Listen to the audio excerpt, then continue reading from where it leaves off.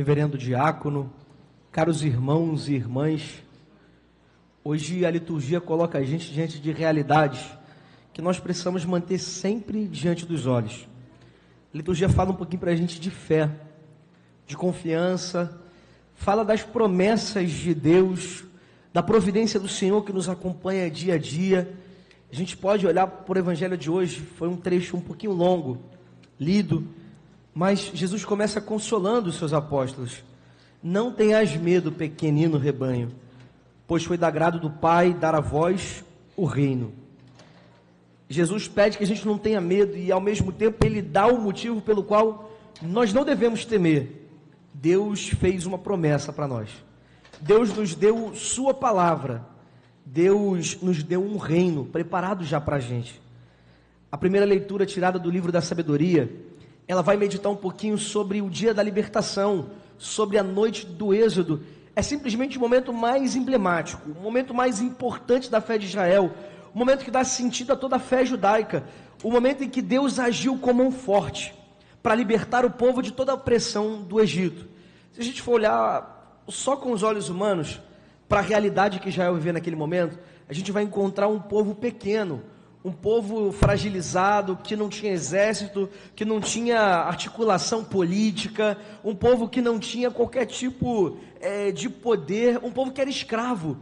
Olhando aos olhos humanos, pode parecer que aquele povo caminhava para a extinção, seriam cada vez mais oprimidos, até que deixariam de existir. Era um pequenino resto, mas feliz o povo que o Senhor escolheu por sua herança. No meio de toda essa história de opressão, Deus escolheu Israel para ser a sua herança. Humanamente falando, eles não tinham motivo para ter esperança nenhuma, eles não tinham motivo, afinal, eles não tinham como se libertar sozinhos, não haviam razões humanas para acreditar que aquilo verdadeiramente aconteceria. Mas hoje a palavra de Deus, o livro da sabedoria, diz o seguinte: eles permaneciam intrépidos. Teve até que dar um Google, não é uma palavra muito usual, mas intrépido significa firme, significa sem medo, e assim eles permaneciam. Por quê, filhos? Se olhando a situação deles, tudo causava medo, tudo causava desespero, tudo causava angústia, permaneciam porque confiavam naquilo que Deus tinha prometido. Eles não sabiam de que modo aquilo aconteceria, eles sabiam bem que não tinham força para realizar aquilo que Deus falou, mas eles confiavam simplesmente porque Deus havia falado. Eu me recordava, e desculpem, para dar alguns exemplos da própria vida, mas escutem com caridade. Eu me lembro de uma vez que, na minha infância, eu tinha um primo que eu admirava muito, era um primo mais velho, e ele jogava futebol muito melhor do que eu. Era um esquerdinho assim, canhotinha de ouro. E eu olhava, sabe aquela pessoa que a gente vê fazendo tão bem as coisas, que a gente quer imitar de algum modo? Meu primo tocava e cantava na igreja, era uma pessoa que falava de Deus. Então eu olhava para ele assim, eu me espelhava muito nele, confiava muito nele também, como um primo mais velho. E eu me lembro que certa vez nós fomos numa praça, não tão longe da minha casa, mas que a gente precisava passar por uma rua muito movimentada, precisava atravessar aquela rua. E já voltando, nós fomos tomar açaí, já voltando, a gente precisava atravessar para não ir na direção contrária dos carros, e eu parei a bicicleta e ele disse assim: continua. Aliás, ele falou vai, mas eu parei a bicicleta para atravessar. Ele disse vai, mas quando eu olhei para a rua para atravessar, eu vi que vinha carro de um lado e vinha carro de outro, e ele disse vai, mas eu via comigo, não dá para atravessar, estava vindo carro de um lado e de outro. Ele disse vai, e aí que eu fiz? Eu fui. Que bom que o Padre está aqui hoje. Deu tempo de atravessar, ninguém me atropelou. Mas vejam, meus irmãos, o que eu quero tirar dessa pequena história é o seguinte: vão haver momentos na nossa vida em que a gente vai ver coisas vindo de um lado e de outro. Vai haver momentos na nossa vida em que a gente, olhando simplesmente com a nossa visão, a gente não vai atravessar, sabe? Aquele momento da sua vida que você diz: eu não consigo atravessar isso aqui. Mas aquela confiança, um pouquinho deturpada, eu precisava ter confiado mais na minha razão. Mas aquela confiança que eu tinha no meu primo, essa é a confiança que a gente precisa ter em Deus. Vai ter momentos na nossa vida que a gente humanamente vai olhar para a própria vida e vai dizer: eu não consigo atravessar. Mas Deus te falou, vai. Deus te falou, continua. É o momento que a gente precisa acreditar mais naquilo que a gente ouve do Senhor do que aquilo que os nossos olhos são capazes de enxergar. A chave para entender a liturgia de hoje, meus filhos, é confiança, é a fé. Hoje a carta dos Hebreus, eu não sei se vocês prestaram atenção na leitura da carta aos Hebreus, mas que leitura bonita, filhos. É muito bonito. A fé é o modo de possuir o que ainda se espera.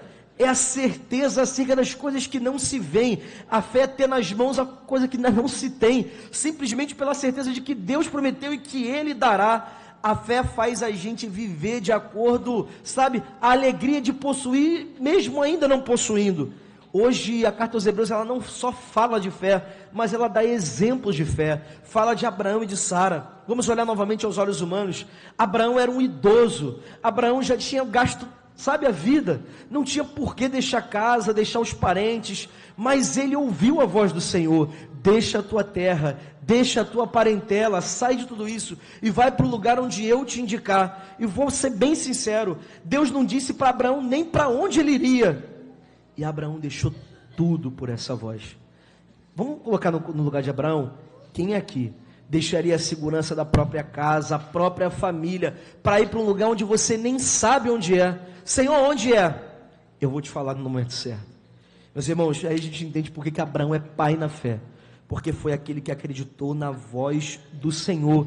E aqui ele está ensinando que verdadeiramente é a fé. A fé é a experiência no nosso coração que faz a gente abandonar as falsas seguranças para colocar a nossa única segurança, a nossa única esperança no Senhor. Abraão, por conta da promessa de Deus, viveu como estrangeiro, morou em tenda, esperou no Senhor, passou por muitas provações, mas Abraão não se desesperou, porque sabia muito bem em quem havia colocado a sua esperança. Vamos olhar de novo para Abraão e entender uma coisa, meus filhos. Deus prometeu a Abraão uma descendência tão numerosa quanto as estrelas do céu. Prometeu uma terra onde corre leite e mel. Já que a gente, de algum modo, olhou para o livro do Êxodo, através da primeira leitura, a gente pode olhar para Moisés também e ver que Deus prometeu libertar o povo de Israel, prometeu dar uma terra também onde corre leite e mel, mas Deus não disse a Abraão, nem disse a Moisés, que iria ser fácil. Como seria bom se Deus tivesse dito a Moisés o seguinte: olha, Moisés, eu vou libertar vocês e amanhã vocês vão estar na terra prometida. Mas não foi assim. Deus não disse que seria fácil, muito menos que seria para amanhã. E aqui a gente precisa entender uma coisa: entre Ur dos Caldeus, o lugar de onde Abraão saiu, até Canaã, existe um deserto. Entre a terra do Egito rumo à terra prometida, existe também um deserto. E por que o padre fala sobre isso? Porque do lugar onde a gente está hoje, até o lugar da promessa de Deus, existe um tempo de caminhada no deserto em que a gente precisa aprender a confiar no Senhor.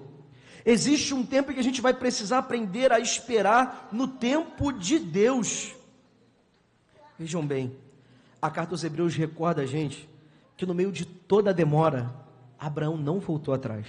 Hoje a carta aos Hebreus diz o seguinte: olha, eles podiam ter voltado para a pátria deles se eles quisessem. No entanto, Abraão tinha entendido que a promessa de Deus não estava no que ficou para trás, mas estava à frente. Como São Paulo diz, se eu não me engano, na carta aos Coríntios: eu corro para a meta, para o prêmio que do alto Deus me chama a receber em Jesus Cristo. E o que isso significa para a gente hoje, meus filhos? Significa o seguinte: Deus prometeu e Deus cumprirá, porque Ele é fiel, mas a parte dele certamente Ele vai fazer, mas a gente também precisa aprender a fazer a nossa. Deus foi alimento, Deus protegeu, Deus sustentou o povo de Israel no deserto, mas quem teve que caminhar no sol foi o povo de Israel. Deus abriu o mar vermelho, mas quem teve que atravessar foi Israel. Deus deu maná, mas quem precisou recolher e se alimentar foi Israel. Não queira que Deus te dê nada de mão beijada. Não queira que Deus faça o trabalho que é seu.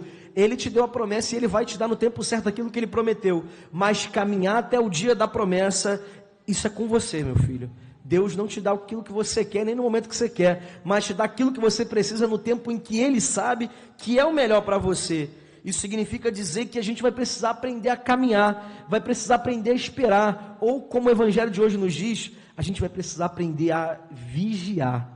Quem não aprende a esperar no Senhor e a vigiar e a esperar nas promessas dEle, se desespera e começa a procurar falsas esperanças para colocar no lugar das promessas de Deus. E a gente pode olhar novamente para o povo de Israel. depois que o povo passou pelo deserto, depois de já ter experimentado a abertura do mar, as pragas todas, depois de ver como Deus tinha agido com o povo, eles chegaram no deserto e começaram a caminhar. Em dado momento, Deus disse a Moisés: ei Moisés, vai para o monte, porque eu preciso falar contigo. E Deus então, aliás, Moisés subiu para o Monte Sinai, e lá passou por algum tempo no Monte Sinai. E diante da demora de Moisés que não descia, o povo começou a ficar revoltado. Diante da demora de Deus que não dizia aquilo que ele queria, o que o povo fez? Vamos fazer um bezerro de ouro. Já que Deus não está dando o que eu quero, já que Deus não está respondendo da maneira que eu quero, vamos fazer o bezerro de ouro. E o bezerro de ouro, meus filhos, é a representação de todas as falsas seguranças que a gente vai juntando ao longo da nossa vida. Se eu tiver mais dinheiro, se eu tiver mais conforto, se eu tiver mais isso, mais aquilo, então eu poderei descansar. Para usar o evangelho de domingo passado, são as falsas seguranças. Aqui o padre não está dizendo que a gente não tem que conquistar as coisas, afinal, a gente está nesse mundo, a gente batalha nesse mundo, a gente luta e conquista as coisas para esse mundo, mas hoje a palavra de Deus está fazendo a gente entender o seguinte, filhos, quando a gente olha para a carta dos Hebreus, vai dizer assim: eles não viram o cumprimento da promessa. Como assim? Abraão teve uma descendência, Abraão viu a terra prometida, mas vejam, o que Deus realmente prometeu a Abraão não era nada para esse mundo. Deus deu algumas coisas nesse mundo, mas a verdadeira promessa de Deus para os seus filhos se chama somente uma coisa, meus filhos: céu.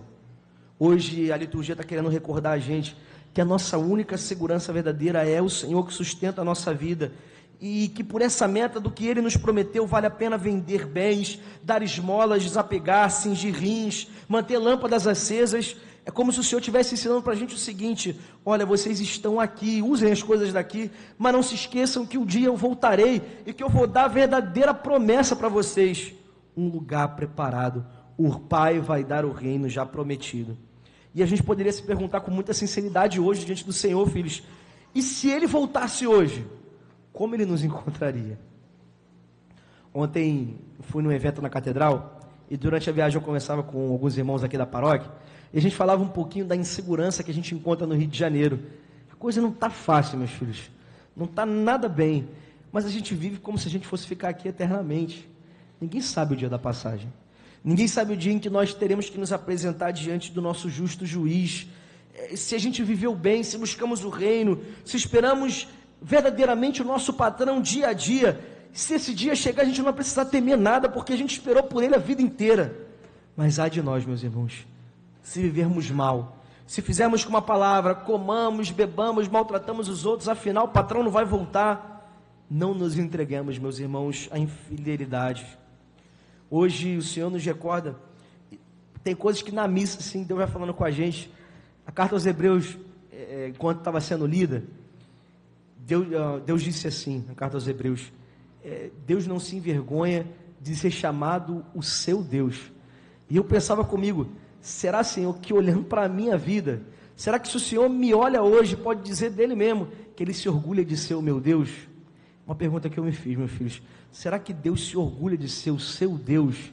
Será que você tem sido motivo de orgulho para o Senhor? Será que você tem sido um bom filho, um bom empregado, a quem o Senhor confiou a administração dos seus bens? Meus irmãos, pensemos bem na nossa vida.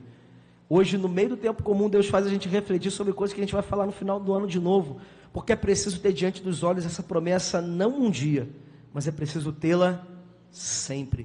Quem não mantém a promessa nos próprios olhos, diante dos próprios olhos, quem não mantém a direção para onde quer chegar, acaba tomando qualquer caminho. Como diz o ditado, para quem não sabe onde quer chegar, qualquer caminho serve. Mas nós temos uma meta, nós temos uma direção, nós sabemos, meus irmãos, o lugar onde precisamos chegar. Padre, eu gostaria de terminar esse momento, já falei demais, mas falando um pouquinho para os pais. Meus filhos, o bom pai é aquele que aprendeu a viver da promessa de Deus. Obviamente, cada um aqui traz sofrimentos silenciosos que só o coração de um bom pai sabe. No meio das inseguranças que a vida nos traz, no meio de todas as dificuldades para manter firme uma casa, manter firme uma família. Mas eu quero dizer uma coisa para vocês. Aquela mesma palavra que o livro da sabedoria usou para o povo de Israel, que vocês sejam assim, intrépidos também.